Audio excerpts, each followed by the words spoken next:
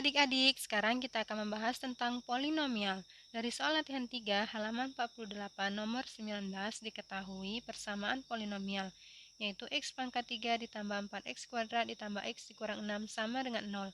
Yang ditanyakan adalah faktor dari polinomial x pangkat 3 ditambah 4x kuadrat ditambah x dikurang 6 sama dengan 0 adalah titik-titik. Berikut ini langkah-langkah untuk mencari faktor dari polinomial tersebut. Untuk menentukan faktor dari polinomial x pangkat 3 ditambah 4x kuadrat ditambah x dikurang 6 sama dengan 0, langkah pertama kita tentukan koefisien dan konstanta dari polinomial tersebut. Nah, dari polinomial ini maka dapat diketahui bahwa koefisiennya adalah 1, yaitu didapatkan dari x pangkat 3. X itu nilainya adalah 1. Kemudian untuk konstanta, ingat konstanta itu yang tidak memiliki variabel x, yaitu ini negatif 6. Jadi konstantanya adalah negatif 6. Nah, selanjutnya kita tentukan faktor dari koefisien dan konstantanya. 1 berarti itu memiliki faktor, faktornya adalah 1. Kemudian kalau 6 dia memiliki faktor yaitu plus minus 1, plus minus 2, plus minus 3, dan plus minus 6. Jadi faktor dari negatif 6 itu ada plus minus 1, positif negatif 2, positif negatif 3, dan positif negatif 6.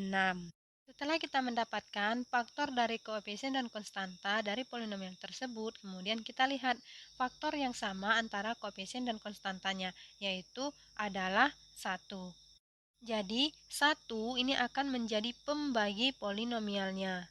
Kita tulis pembaginya itu sama dengan 1, sehingga x dikurang 1.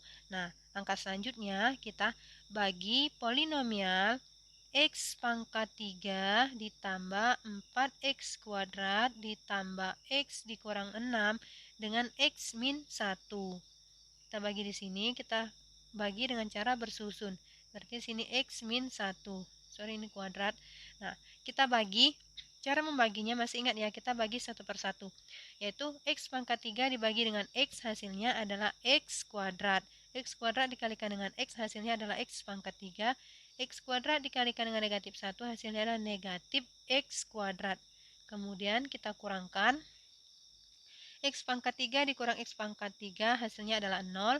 Kemudian 4X kuadrat dikurang negatif X kuadrat menjadi positif 5X kuadrat. Kemudian plus X min 6-nya turun.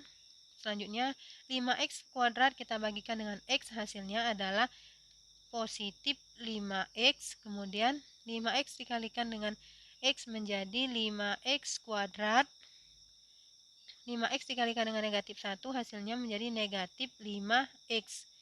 Kita kurangkan. 5x kuadrat dikurang 5x kuadrat itu habis. Kemudian x dikurang dengan negatif 5x menjadi positif 6x dikurang 6. Kemudian 6x dikurang 6 kita bagikan dengan x min 1. 6x dibagikan dengan x, hasilnya adalah positif 6. 6 dikali x yaitu 6x, kemudian 6 dikalikan dengan negatif 1 menjadi negatif 6. Kita kurangkan 6x dikurang 6 dikurang dengan 6x dikurang 6 hasilnya adalah 0. Nah, jadi kita sudah mendapatkan bahwa hasil pembagian dari polinomial x pangkat 3 ditambah 4x kuadrat ditambah x min 6 adalah x kuadrat ditambah 5x ditambah 6. Ini adalah hasil. Nah, karena hasilnya adalah sama dengan 0, ingat teorema faktor, jika fx dibagi dengan x min 1 dan nilainya atau sisanya adalah 0, maka fx tersebut adalah faktornya.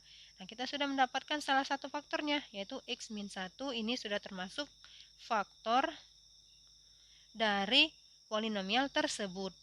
Nah, karena hasil dari pembagian polinomial x pangkat 3 ditambah 4x kuadrat ditambah x min 6 sama dengan 0 dibagi dengan x min 1 itu adalah x kuadrat ditambah 5x ditambah 6 adalah bentuk persamaan kuadrat, maka ini dapat kita faktorkan lagi.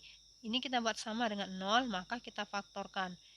Untuk memfaktorkannya, lihat konstanta juga, yaitu 6. Ini x kuadrat berarti di sini x, ini x. Ingat faktor dari 6 adalah 1, 2, 3, dan 6. Tapi kita lihat di tengahnya itu 5x, karena ini bertanda positif, berarti untuk mendapatkan 5 itu adalah 2 dan 3. Maka di sini adalah positif 2, ini positif 3. Nah, jadi kita sudah mendapatkan faktornya. Sehingga faktor dari x kuadrat ditambah 5x ditambah 6 sama dengan 0 adalah x plus 2 dan x plus 3.